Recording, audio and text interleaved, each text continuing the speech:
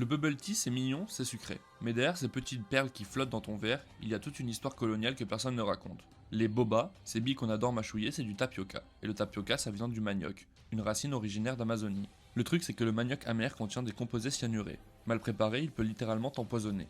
Les peuples autochtones d'Amérique du Sud le cultivaient depuis des millénaires et maîtrisaient parfaitement les techniques pour le rendre comestible. Râpage, pressage, cuisson. Au XVIe siècle, les Portugais débarquent au Brésil, découvrent cette plante ultra résistante et comprennent vite son potentiel.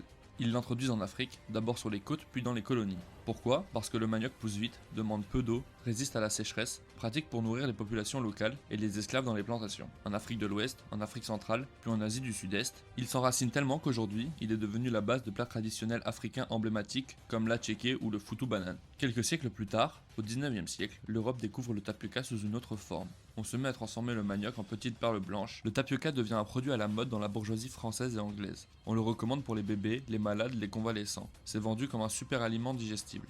En vrai, c'est juste de l'amidon.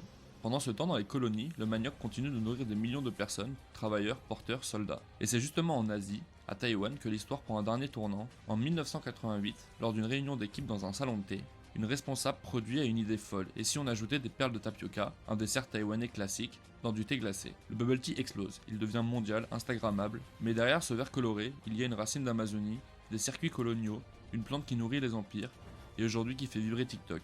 Bref, le bubble tea c'est pas juste un thé, c'est une leçon d'histoire en perles de tapioca. Et vous le préférez comment votre bubble tea?